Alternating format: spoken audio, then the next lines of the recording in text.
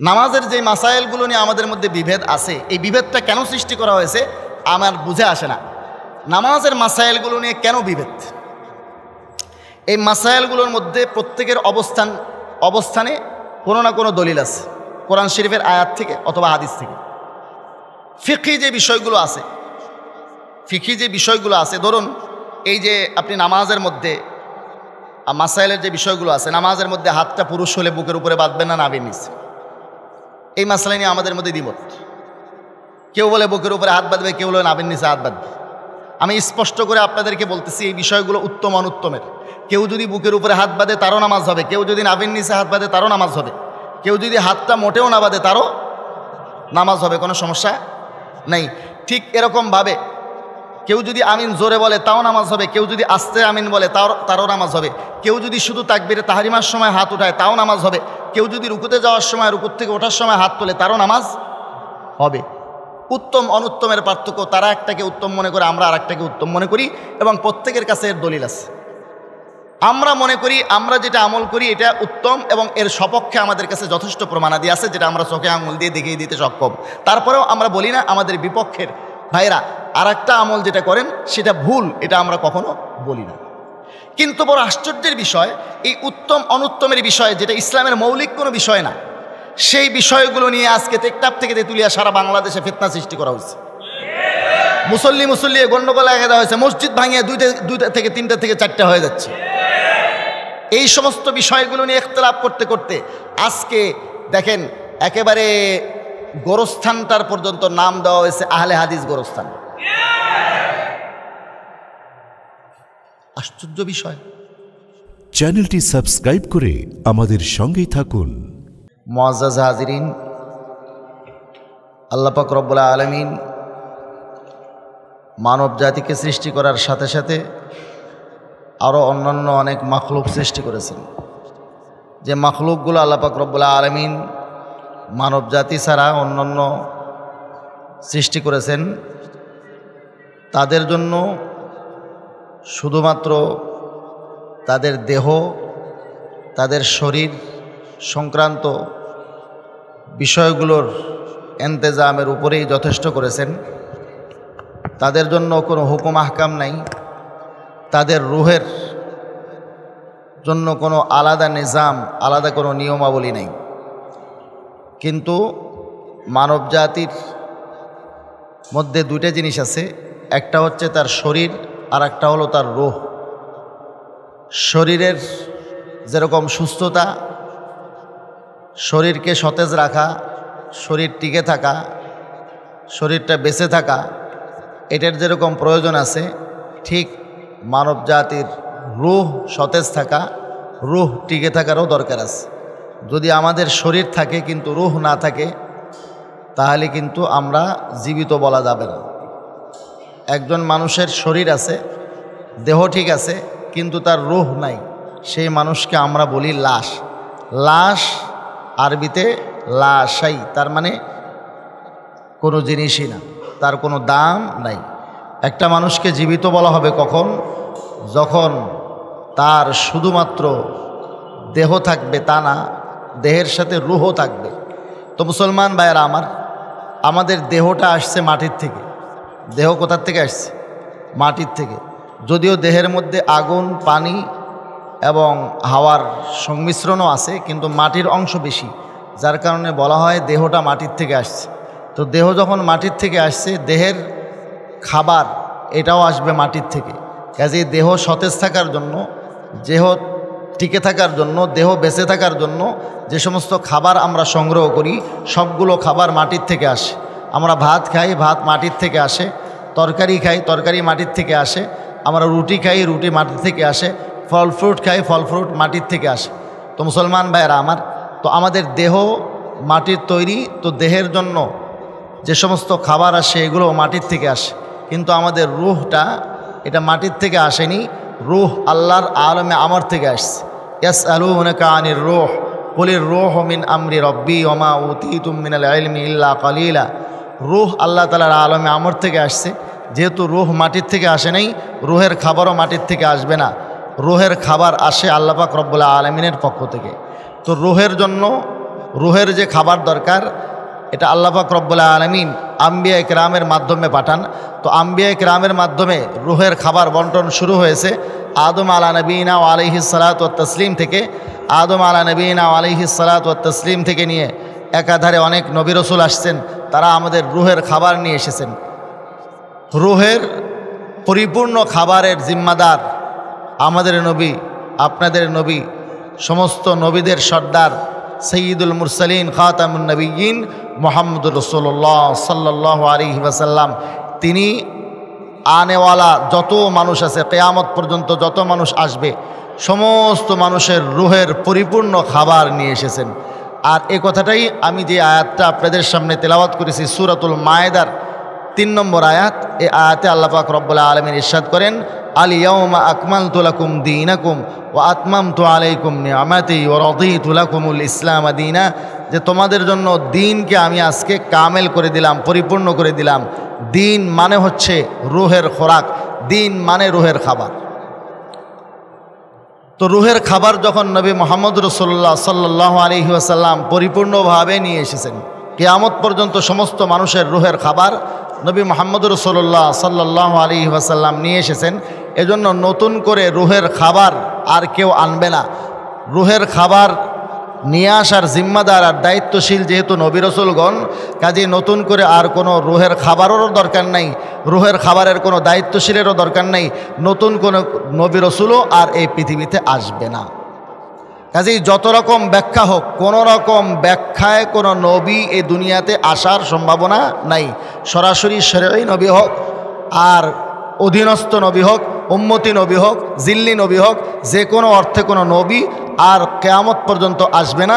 যেহেতু মানুষের রুহের খাবার যে দিন, এই রুহের খাবার কমপ্লিটভাবে পরিপূর্ণভাবে নিয়ে এসেছেন, কিয়ামত তক আনেওয়ালা মানুষের রুহের খাবার নিয়ে এসেছেন নবী মুহাম্মদ রাসূলুল্লাহ সাল্লাল্লাহু আলাইহি ওয়াসাল্লাম। এজন্য গোলাম আহমদ কাদিয়ানী কাফের, আর গোলাম আহমদ কাদিয়ানীকে যারা নবী মানে তারাও কাফের, আর এই কাদিয়ানীদেরকে যারা মুসলমান মনে করে তারাও কাফের। আমি বলতেছিলাম আমাদের শরীর এবং দেহ দুইটা জিনিস লাগে মানুষের বেঁচে থাকার জন্য, ঠিক আছে না? এই রুহের খাবার আল্লাহ তাআলার পক্ষ থেকে আসে, কারণ রূহ আল্লাহ তাআলার কাছ থেকে আসছে, রূহ মাটির থেকে আসে নাই। দেহ আসছে মাটির থেকে, এজন্য দেহের খাবার কোথার থেকে আসে? মাটির থেকে।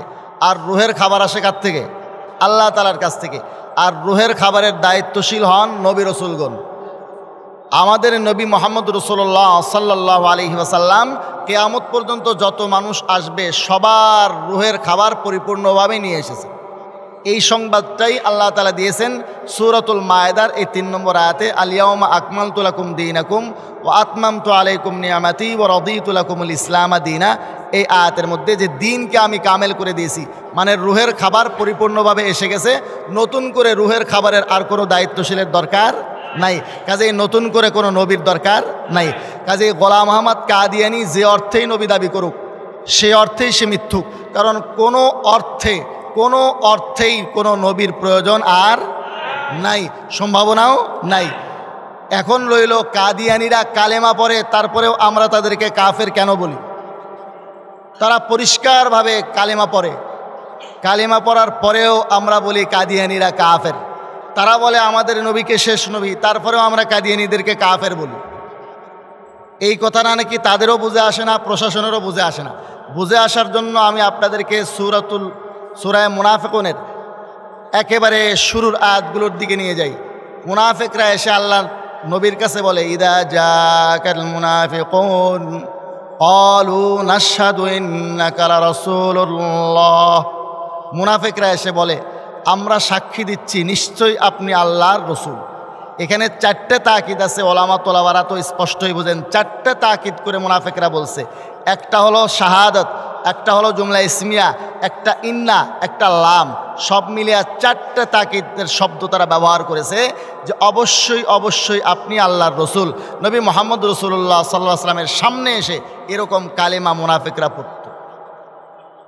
আল্লাহ তাআলার ফতোয়া এই মুনাফিকদের ব্যাপারে কি? ওয়াল্লাহু ইয়ালামু ইন্নাকা লারাসূলুহু ওয়াল্লাহু ইয়াশহাদু ইন্নাল মুনাফিকিনা লাকাযিবুন। যে আল্লাহ তাআলা জানেন আপনি আল্লাহর রসুল, মুনাফেকরা সাক্ষী দিলেও রসুল, না দিলেও রসুল। কিন্তু আপনি জেনে রাখেন, আল্লাহ তাআলা সাক্ষী দিচ্ছেন এই মুনাফেকরা নিশ্চিত মিথ্যুক, তারা মুমিন না, তারা আপনাকে রসুল বলে স্বীকার করলেও কাফের। যেইভাবে মুনাফেকরা আল্লাহ তাআলার ফতোয়াতে কালেমা পড়ার পরেও রসুলকে 4টে তাকিদ বলে রসুল বলে শেষ নবী বলে স্বীকার করার পরেও কাফের, ঠিক এভাবেই কাদিয়ানীরাও কাফের। আমি সহজ উদাহরণ দিয়ে বলি, আপনার একটা স্ত্রী আছে, আপনাকেই সে স্বামী মানে, কিন্তু আরও 3 জনের সাথে রাত কাটায়, সে কি আসলেই আপনার স্ত্রী? মুসলমান ভাইরা আমার, গোলাম আহমদ কাদিয়ানীকে যারা নবী মানে, গোলাম আহমদ কাদিয়ানীকে যারা মসিহ মানে, গোলাম আহমদ কাদিয়ানীকে যারা ইবনে মারিয়াম মানে, গোলাম আহমদ কাদিয়ানীকে যারা মাহদি মানে, যে কোনো অর্থে গোলাম আহমদ কাদিয়ানীকে মানে, এরা যতই কালেমা পড়ুক, এরা যতই আমাদের নবীকে খাতামুন নবিয়্যিন বলুক, কোনোদিন মুসলমান হতে পারে না। তো আমাদের রুহের খোরাক হলো কি? দিন। এর 2টা অংশ, একটা হলো ওহিয়ে মতলু কোরআন, আর একটা হলো গায়রে মতলু হাদিস। এটা আসলে সুন্নত, এটা হলো পরিভাষা, কিন্তু বোঝার জন্য আমি বলছি, সহজে বোঝার জন্য হাদিস, কোরআন হাদিস। এখন রইল কি? আল্লাহ পাক রব্বুল আলামিন এই দিনকে কামেল বানিয়েছেন, পরিপূর্ণ বানিয়েছেন। কিয়ামত পর্যন্ত আর কোনো নবী আসবে না, কিন্তু মানুষের জীবন থেমে থাকবে না। সময়ের পরিবর্তন হবে, নতুন নতুন সমস্যা সৃষ্টি হবে, এর সমাধানের প্রয়োজন হবে। প্রয়োজন হবে নাকি হবে না? এজন্য শরীয়তের মধ্যে মূলনীতি বলা হয়েছে, যেই মূলনীতির আলোকে কিয়ামত পর্যন্ত যত সমস্যা আসবে, এই সমস্যাগুলোর সমাধান বের হবে। যেহেতু আমাদের দিন কামেল, সমস্যার সমাধান ছাড়া ইসলাম ছাড়ে নাই। কোরআন সুন্নাহর মধ্যে অবশ্যই সমাধান আছে, তবে এই সমাধানটা 2 ভাবে আছে। একটা হলো স্পষ্টভাবে হুকুম বর্ণনার মাধ্যমে, আর একটা হচ্ছে স্পষ্টভাবে হুকুম বর্ণনা নাই, কিছু মূলনীতি আছে। এখন রইল এই মূলনীতিটা কি সবাই বোঝে? আমাদের মধ্যে কিছু চিকিৎসা আছে যেটা আমরা সবাই বুঝি। আমাশা হইলে আমোডিস খায়, গ্যাস হইলে অমিপ্রাজল গ্রুপের কোনো একটা ওষুধ খায়, জ্বর হইলে নাফা খায়। এটা কে জানে না? এতটুকুন জানার উপরে কি সবাই ডাক্তার? এতটুকুন জানাকে ডাক্তারি বলে না। ডাক্তারি বলে, চিকিৎসা শাস্ত্রর জ্ঞান বলে যদি কুল্লিয়াত জানে, মূলনীতি জানে। যে কোনো ফনের, যে কোনো বিষয়ের মূলনীতি না জানলে এই ফন জানা বলে না। তো আমাদের দেশে যেরকম 2 শ্রেণীর মানুষ আমরা আছি, গোটা পৃথিবীতেই কিছু আছি রুগী, কিছু আছি চিকিৎসক, ডাক্তার। রুগী যারা আছে এরা চিকিৎসকদের চিকিৎসা মেনে চলে। ঠিক উম্মতের মধ্যে 2 ধরনের মুসলমান আছে। এক ধরনের মুসলমান আছে যারা এই ওহিয়ে মতলু, গায়রে মতলু তথা কোরআন হাদিস সরাসরি বুঝে সেখান থেকে সমাধান বের করার যোগ্যতা রাখে। তো তারা সরাসরি কোরআন সুন্নাহকেই ফলো করবে। যেমন ইমাম আবু হানিফা রহমতুল্লাহ আলাই, ইমাম মালিক রহমতুল্লাহ আলাই, ইমাম শাফি রহমতুল্লাহ আলাই, ইমাম আহমদ ইবনে হাম্বল রহমতুল্লাহ আলাই, ইমাম বুখারী রহমতুল্লাহ আলাই, আরও যারা সরাসরি কোরআন হাদিস থেকে ইজতিহাদ করে মাসলা বের করার যোগ্যতা রাখতেন, তারা সরাসরি কোরআন হাদিসের উপরে চলে। উম্মতের মধ্যে আর এক গ্রুপ আছে যারা সরাসরি কোরআন হাদিস থেকে মাসলা বের করার যোগ্যতা রাখে না। তারা কিভাবে চলবে? তাদেরও তো কোরআন হাদিসের উপরেই চলতে হবে, নতুন কোনো শরীয়ত তো আসবে না, নবী আসবে না। এরা কোরআন হাদিসের উপরে কেমনে চলবে? যারা মুস্তাহিদ আছেন, কোরআন হাদিস থেকে গবেষণা করে মাসলা বের করতে পারেন, এরা চলবে তাদের ব্যাখ্যা অনুযায়ী। তারাও কোরআন সুন্নাহ মানবে, তবে কোরআন সুন্নাহকে মুস্তাহিদের ব্যাখ্যা অনুযায়ী মানবে। এই ব্যাখ্যাটার নাম হলো মাযহাব। বুঝে থাকলে বলবেন, মাযহাব কি কোরআন হাদিসের বাইরের কিছু না? কোরআন হাদিসের ব্যাখ্যা, কোরআন হাদিসের ব্যাখ্যা। অতএব স্পষ্ট কথা হচ্ছে, যারা মাযহাবের বিরুদ্ধে কথা বলে তারা হয় জাহেলে মুরাক্কাব, নাইলে প্রতারক। যারা মাযহাবের বিরুদ্ধে কথা বলে তারা হয় জাহেলে মুরাক্কাব, নাইলে প্রতারক। কেন? কারণ এটা একটা বাস্তবতা, যারা কোরআন হাদিস থেকে মাসলা বের করতে পারে না তারা কারো না কারো ব্যাখ্যাই মেনে চলে।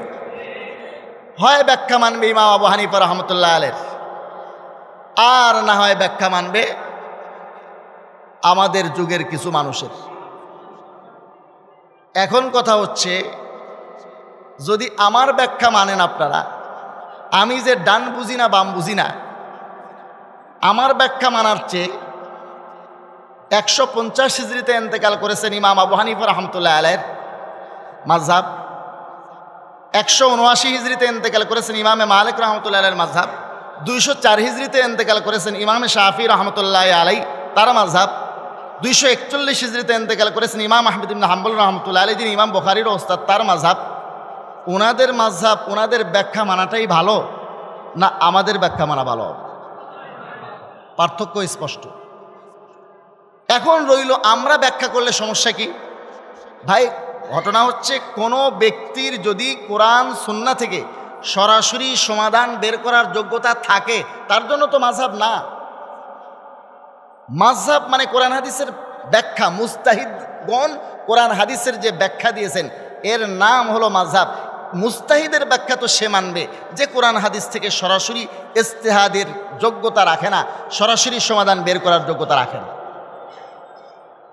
এখন আমার যোগ্যতা নাই, বর্তমান যুগের যে সমস্ত শায়েখ বন্ধুরা, তাদেরকে তো আমরা চিনি, তাদের আদ্যপ্রান্ত জানা আছে, কোরআন হাদিস থেকে মাসলা বের করার যোগ্যতা তাদেরও নাই। এই জন্য একজন আহলে হাদিস আলেম, যিনি জন্মগ্রহণ করেছেন 1248 হিজরিতে, ইন্তেকাল করেছেন 1307 হিজরিতে, তিনি একটা কিতাব লিখছেন আল হিত্তা ফি যিকরি সিহাহ সিত্তা। এই কিতাবের লেখক আল হিত্তা ফি যিকরি সিহাহ সিত্তার মধ্যে উল্লেখ করেছেন ইমাম বুখারী রহমতুল্লাহ আলাইহি মাযহাব মানতেন। তিনি লিখেছেন এই কিতাবের 281 পৃষ্ঠায়, যেটা বাইরুত থেকে 528 পৃষ্ঠায় চেপে এসেছে, আল হিত্তা ফি যিকরি সিহাহ সিত্তা। আপনি ইন্টারনেটেও পাবেন কিতাব এটা।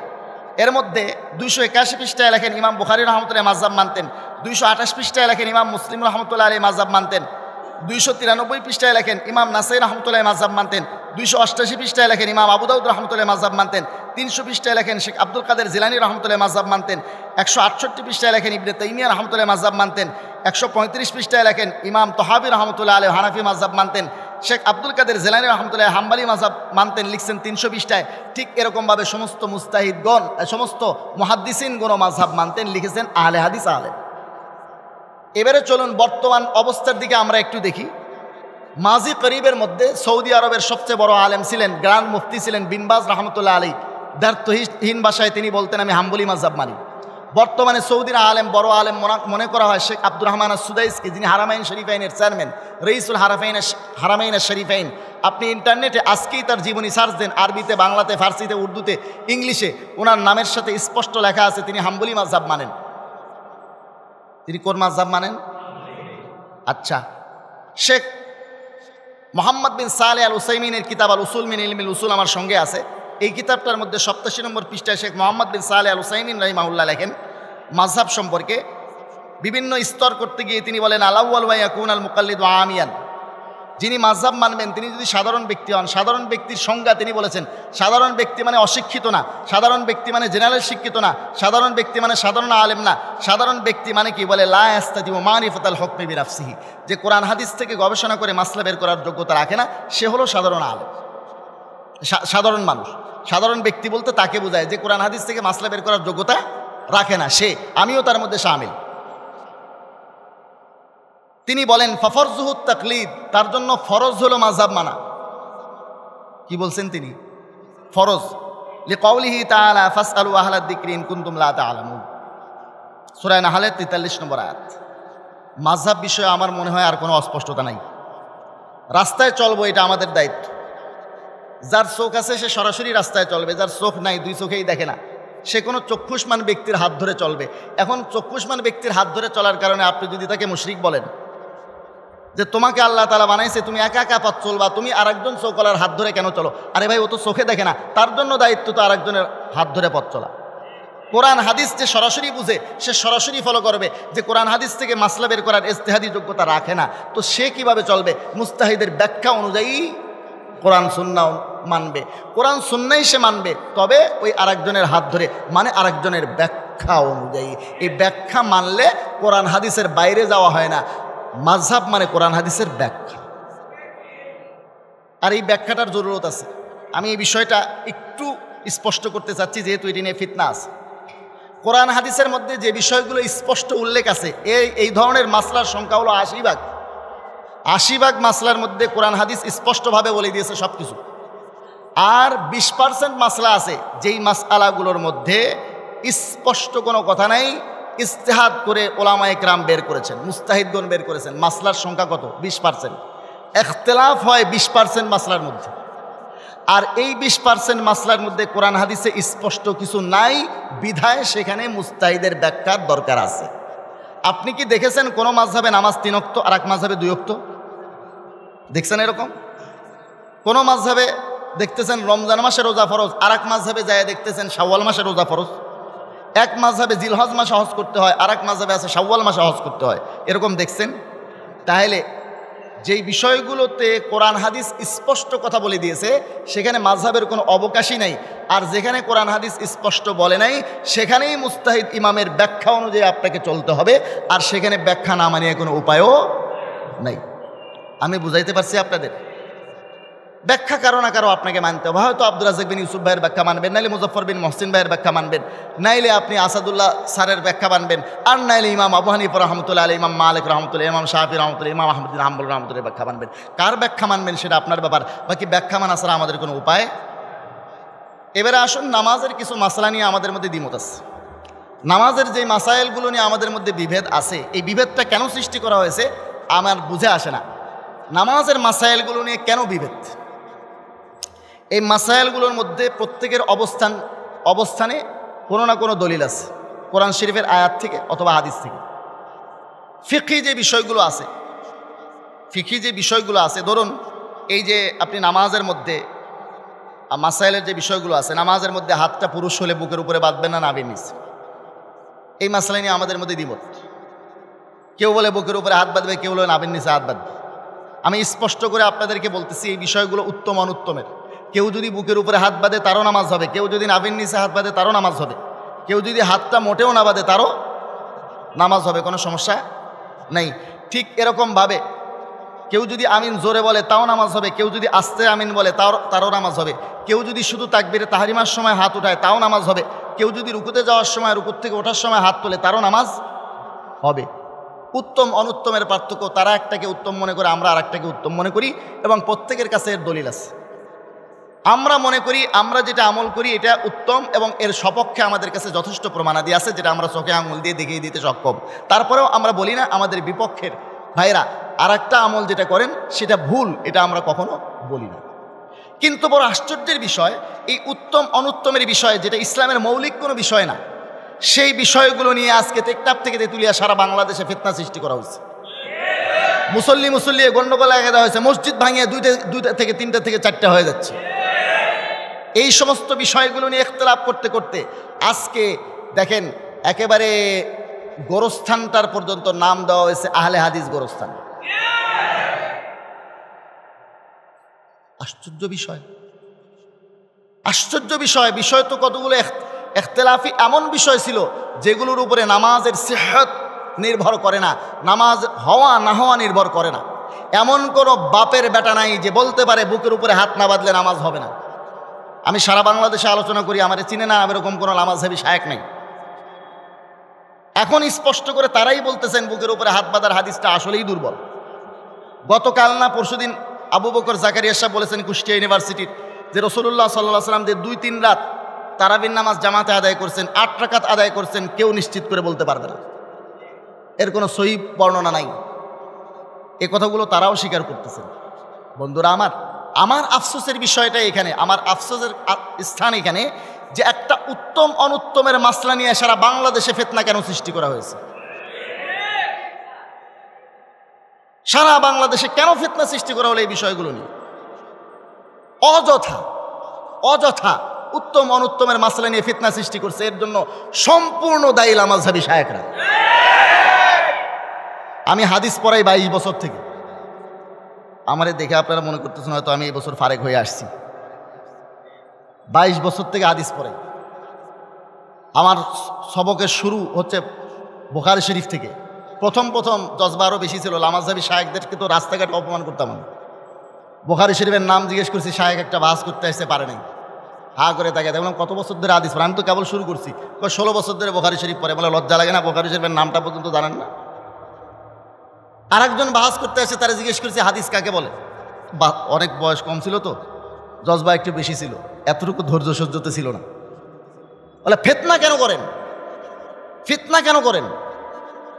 এগুলো কতগুলো আমলি বিষয়, যেগুলো উত্তম অনুত্তমের বিষয়, এই বিষয়গুলো নিয়ে আজকে উম্মতের মধ্যে মারাত্মক হারে একটা বিভেদ সৃষ্টি করে দেওয়া হয়েছে।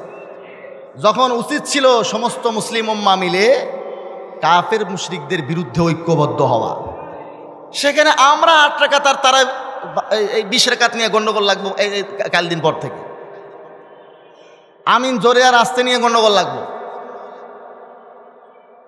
না? ঠিক কি বিষয়? এখন এই মাসাইলগুলোর মধ্যে আমি একটা মাসালা নিয়ে শুধু আপনাদের সামনে আলোচনা করে অবস্থানটা দেখাই। আমাদের কেউ বাদে বুকের উপরে হাত, কেউ বাদে নাভির নিচ। বুকের উপরে হাত বাঁধার কোনো হাদিসই বুখারী শরীফে নাই। বুখারী শরীফ বাদ দিয়েও আরও যত হাদিসের কিতাব আছে, কোনো কিতাবে সহি সনদে নাই। যত সনদ আছে বুকের উপরে হাত বাঁধার সপক্ষের হাদিসের, সবগুলোর সনদ দুর্বল। তার মধ্যে সবচেয়ে উত্তম হাদিস যেটা, সবচেয়ে মজবুত হাদিস যেটা, সেটা ইবনে খুজাইমা শরীফের 1 নম্বর খণ্ডের 207 নম্বর পৃষ্ঠার 479 নম্বর হাদিসে উল্লেখ আছে। এই যে আমার হাতে দেখতেছেন, এটা অরিজিনাল নুসখা ইবনে খুজাইমা শরীফের, বাইরুত থেকে ছাপা, 207 নম্বর পৃষ্ঠার 479 নম্বর হাদিসে আছে। এখানে দেখুন বুকের উপরে হাত বাঁধার কথা উল্লেখ রয়েছে। এখন আমি বলছি এইটাই তাদের সবচেয়ে মজবুত হাদিস, এর চেয়ে মজবুত কোনো হাদিস তাদের কাছে নেই। আপনাদের মনে হতে পারে কথাটা আমি বানায়া বলতেছি, যেহেতু এই হাদিসটা দুর্বল, এটার জবাব দেওয়ার সুবিধার্থে আমি হয়তো এটা বলতেছি। তাদের মধ্যে সবচেয়ে বড় সেনাপতি এইটা, এই সেনাপতির সাথে যুদ্ধ করে আমি জিতে গেলাম, তো আমি খামাখাই একটা বাহাদুরি নেওয়ার জন্য বলতেছি। আমি তাদের কিতাব থেকে দেখাই, আমার মুজাফফর বিন মহসিন ভাই একটা কিতাব লিখছেন, জাল হাদিসের কবলে রসুলের সালাত, ফিতনার মূল আখড়া, এই সমস্ত বই। নিজে যেরকম নামাজ পড়ে সেই নামাজটাকে বলছে সহি, আর ওনার বিপরীতে যা আছে সব জাল। অথচ আস্তা জলজান্ত জালিয়াতি এখানে করেছেন। 203 নম্বর পৃষ্ঠায় আল্লাহ রসুল সারা জীবন রুকুতে যাওয়ার সময়, রুকুর থেকে ওঠার সময় হাত তুলেছেন, এই মর্মে কোনো সহি হাদিস এই পৃথিবীতে নাই। কিন্তু উনি সেই রকম একটা হাদিস নিয়ে এসেছেন 203 নম্বর পৃষ্ঠায়, এবং সেটাকে সহি বলে দাবি করছেন। কিয়ামতের শবে সাদেক পর্যন্ত এই হাদিসকে কেউ সহি প্রমাণ করে দেখাইতে পারবে না।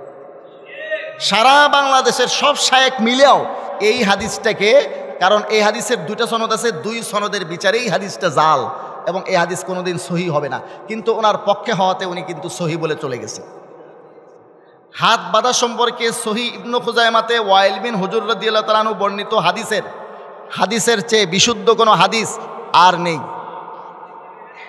হযরতে ওয়াইল ইবনে হুজুরের এখানে বলতেছেন, তিনি হাত বাঁধা সম্পর্কে সহি ইবনে খুজাইমা শরীফের ওয়াইল ইবনে হুজুর রাদিয়াল্লাহু তাআলা আনহু বর্ণিত হাদিসের চেয়ে বিশুদ্ধ কোনো হাদিস আর নাই। মানে ওয়াইল ইবনে হুজুরের যে হাদিসটা ইবনে খুজাইমা শরীফে আছে, এর চেয়ে বিশুদ্ধ কোনো হাদিস আর ওনাদের কাছে নাই, স্বীকার করেছেন এখানে 223 নম্বর পৃষ্ঠায়। এই সেই ইবনে খুজাইমা শরীফ, এবং এইটাই সেই হাদিস যে হাদিসের কথা তিনি বলেছেন। এখানে উল্লেখ আছে, হযরতে ওয়াইল ইবনে হুজুর বলেন, সাল্লাইতু মা রাসূলিল্লাহি সাল্লাল্লাহু আলাইহি ওয়াসাল্লাম ওয়া ওয়াযা ইয়াদাহুল ইয়ুমনা আলা ইয়াদিহিল ইউসরা আলা সাদরিহি। আমি হযরতে রাসূল আকরাম সাল্লাল্লাহু আলাইহি ওয়াসাল্লামের সঙ্গে নামাজ পড়েছি, আল্লাহ রাসূল নিজের ডান হাতটাকে বাম হাতের উপরে, বুকের উপরে রেখেছেন। কোথায় রাখছেন? বুকের উপরে। এখানে বুকের উপরে হাত বাঁধার যে হাদিসটা আছে, এই হাদিসটা বর্ণিত আছে মুআম্মাল থেকে। মুআম্মাল মানে মুআম্মাল বিন ইসমাইল। এই মুআম্মাল বিন ইসমাইল দুর্বল। আমি তাদের কিতাব নাসিরউদ্দিন আলবানির লেখা সিলসিলাতুল হাদিসের দাঈফা ওয়াল মাওযুআ, যেটা সৌদি আরবের রিয়াদ থেকে ছেপেছে, সেখান থেকে দেখাই তার 1 নম্বর খণ্ডের 211 পৃষ্ঠাতে, 2য় খণ্ডের 293 পৃষ্ঠায়, 3য় খণ্ডের 227 পৃষ্ঠায়, 4র্থ খণ্ডের 455 নম্বর পৃষ্ঠায়, এরকম পৃষ্ঠায় পৃষ্ঠায় তিনি তাকে জয়ীফ বলেছেন। আমি একটা খণ্ড থেকে শুধু পড়ে শোনাচ্ছি সময়ের স্বল্পতার কারণে। 2 নম্বর খণ্ডের 293 নম্বর পৃষ্ঠা, 2 নম্বর খণ্ডের 293 নম্বর পৃষ্ঠাতে তিনি বলেছেন বুকের উপরে হাত বাঁধার এই রাবি সম্পর্কে, ফাইন্নাহু দাঈফুন লিসুহিবসি ওয়া কাসরাতি খাতাইহি। মুআম্মাল ইবনে ইসমাইল দুর্বল, তার স্মরণশক্তি খারাপ হওয়ার কারণে, খুব বেশি ভুল করার কারণে। তাইলে বুকের উপরে হাত বাঁধার এই হাদিসের রাবি মজবুত না দুর্বল? দুর্বল বর্ণনাকারীর বর্ণিত হাদিসকে সহিহ হাদিস বলে না, দুর্বল হাদিস বলে। তাইলে নামাজের 1 নম্বর মাসআলা যেটা হাত বাঁধা, সেখানেই তাদের আমল হলো একটা দুর্বল হাদিসের উপরে, বুখারী শরীফের বাইরের হাদিসের উপরে। তো বুখারী শরীফের বাইরের হাদিস দিয়ে নামাজ শুরু করা হয়, একটা যঈফ আর দুর্বল হাদিস দিয়ে নামাজ শুরু করা হয়। আর হানাফিদেরকে বলা হয় যে কি, তোমাদের নামাজ বুখারী শরীফের হাদিস মোতাবেক হচ্ছে না, তোমাদের নামাজ সহিহ হাদিস মোতাবেক হচ্ছে না। অথচ আমাদের এই বন্ধুরাই দুর্বল হাদিস দিয়ে নামাজ শুরু করতেছেন, যঈফ হাদিস দিয়ে, বুখারী শরীফের বাইরের হাদিস দিয়ে নামাজ শুরু করছেন। আমি বলি না তাদের নামাজ হয় না, দুর্বল মানুষও মানুষ। দুর্বল মানুষ যে মানুষ না, দুর্বল মানুষ হলে কি সে ভেড়া আর ছাগল হয়ে যায় না? মানুষ দুর্বল হলে সেও মানুষই থাকে। যঈফ হাদিস আহকামের ক্ষেত্রেও কিছু ক্ষেত্রে চলে, ফাজাইলের ক্ষেত্রে তো চলেই, আহকামের ক্ষেত্রেও কিছু শর্তের কারণে যঈফ হাদিস এতেবার করা যায়, গ্রহণযোগ্য হতে পারে। মুসলমান ভাইরা আমার, তাদের মধ্যে একজন মোটামুটি মুনসিফ শায়েখ দেখতেছি, বেলাল বিন নওয়াব। উনি সাফ বলছেন যঈফ হাদিসকে মানা যাবে না, যারা বলে তারা ফেতনাবাজ। এখন দেখেন এই মাসলা যঈফ হাদিস দিয়েই কিন্তু তিনি আমল শুরু করছেন। চলুন পক্ষান্তরে আপনি যদি বুকের উপরে হাত বাঁধার মোকাবেলায় নাভির নিচে হাত বাঁধার হাদিস দেখেন, এই হাদিসটা অনেক মজবুত। আপনি বুখারী শরীফে তাদের সাফাখানার থেকে, সাফা কিতাব থেকে আমি দেখাই, তাওহীদ পাবলিকেশনস থেকে যে বুখারী শরীফ ছেপেছেন, এই কিতাবের মধ্যে 1 নম্বর খণ্ডের 579 পৃষ্ঠাতে তারা এই হাদিস শরীফটা উল্লেখ করেছেন। তাদের বুখারী শরীফেই তাওহীদ পাবলিকেশনস থেকে ছাপা এই কিতাবের মধ্যে 579 পৃষ্ঠার মধ্যে তারা উল্লেখ করেন, ওয়াবাতা আলী রাদিয়াল্লাহু আনহু কাফফাহু আলা রুসকিল আইসারি, আলী রাদিয়াল্লাহু তাআলা নিজের ডান হাতের পাঞ্জা বাম হাতের কবজির উপরে রাখতেন, এখানে উল্লেখ করা আছে। তো ডান হাতের পাঞ্জাটা বাম হাতের কবজির উপরে রেখে ছেড়ে দেন, তো দেখেন কোথায় যায়? মাথার উপরে যাবে, নাভির নিচে। হযরত আলী রাদিয়াল্লাহু তাআলা এই হাদিসটা আরও স্পষ্টভাবে আছে মুসনাদে আহমদ 2 নম্বর খণ্ডে 222 নম্বর পৃষ্ঠার 850 নম্বর হাদিসে, যে হাদিসটাকে তাদের দাদা ওস্তাদ ইবনুল কাইয়িম রাহমাতুল্লাহি আলাইহি সহিহ বলেছেন। আপনি 2 নম্বর খণ্ডে 222 নম্বর পৃষ্ঠার 875 নম্বর হাদিসে যাবেন। আর আলী রাদিয়াল্লাহু আনহু ক্বালা ইন্না মিনাস সুন্নাতি ফি সলাতি ওয়াজালা কুফি আলা কুফি তাহতা সুররাতি, নিশ্চয়ই নামাজের মধ্যে সুন্নত হলো 1 হাতের তালু আর 1 হাতের তালুর পিঠের উপরে রাখা, তাহতা সুররা, নাভির নিচে। মুসলমান ভাইয়েরা আমার, আর একটা কিতাব আমি দেখাবো আপনাদেরকে, মুসান্নাফি ইবনে আবি শাইবা, যেটা ইমাম বুখারী রাহমাতুল্লাহির ওস্তাদের লেখা। ইমাম বুখারী রাহমাতুল্লাহির জন্ম 194 হিজরিতে, এই লেখকের জন্ম 159 হিজরিতে। ইমাম বুখারী রাহমাতুল্লাহির ইন্তেকাল 256 হিজরিতে, এই লেখকের ইন্তেকাল 235 হিজরিতে। 3 নম্বর খণ্ড 320 নম্বর পৃষ্ঠা 3959 নম্বর হাদিস। আমাদের অনেক ভাই বলতে পারেন যে এই হাদিসটা অনেকে বলছেন যে অনেক নুসখার মধ্যে নাই, কিন্তু বর্তমানে যে কিতাবটা সেফে এসেছে শেখ আওয়ামার তাহকিক সহ, আপনারা এখানে দেখতে পাবেন কলমি নুসখা, সেই আগের যুগের হাতের লেখা কিছু নুসখার ফটোকপি এখানে দেওয়া আছে, কপি এখানে দেওয়া আছে। সেখানে সেই 700 হিজরির মধ্যে যে সমস্ত কিতাবপত্র ছাপা ছিল, এই নুসখা এর যে কপিগুলো ছাপা ছিল, সেখানে তাহতা সুরার হাদিসটা, নাভির নিচে হাত বাঁধার হাদিসটা ছিল। কাজেই কেউ গায়েব করলে কোনো উদ্দেশ্য হয়তো এখন কোনো লাইব্রেরির থেকে ছাপা কিতাবের মধ্যে গায়েব করে দিতে পারে, তবে এক নুসখার মধ্যে না থাকা মূল কিতাবের মধ্যে না থাকার প্রমাণ বহন করে না। তো এখানে আছে 3959 নম্বর হাদিসে একেবারে সহি সনদে, ওয়াবিহি ক্বালা হাদাসানা ওয়াকিউন আন মুসা ইবনে উমাইরিন আন আলকাওত ইবনে ওয়াইল ইবনে হুজরিন আন আবিহি ক্বালা রাআইতু নবী সাল্লাল্লাহু আলাইহি ওয়াসাল্লাম ওয়াযা ইয়ামিনাহু আলা শিমালি ফি সালাতি তাহতা সুররা। হযরত ওয়াইল ইবনে হুজর বলেন, আমি আল্লাহর রাসূলকে দেখেছি, আল্লাহর রাসূল নামাজের মধ্যে নিজের ডান হাতটাকে বাম হাতের উপরে রেখেছেন, তাহতা সুররা, নাভির নিচে। আপনি যদি তিরমিজি শরীফ খুলেন, ইমাম তিরমিজি রাহমাতুল্লাহ আলাইহি 279 হিজরিতে ইন্তেকাল করেন। আল্লাহর নবীর জামানাত থেকে নিয়ে ইমাম তিরমিজি রাহমাতুল্লাহর ইন্তেকাল 279 হিজরি, মানে খায়রুল কুরুনের শেষ প্রান্ত পর্যন্ত পুরা মুসলিম উম্মার আমল উল্লেখ করেছেন তার কিতাবের 59 নম্বর পৃষ্ঠাতে। এখানে বলেন 2টা আমল ছিল এই উম্মতের, একটা হলো ফাওকাস সুররা, নাভির সরাসরি উপর, আর একটা হলো তাহতাস সুররা, নাভির নিচে। কিন্তু বুকের উপরের কথা তিনি বলেন নাই, মানে ওনার তাহকিক মোতাবেক বুকের উপরে হাত বাঁধার কোনো প্রবক্তা খায়রুল কুরুনের মধ্যে ছিলই না। এটা একটা বেদাতি আমল হিসেবে পরে শুরু হয়েছে। এটা ইমাম তিরমিজির তাহকিক।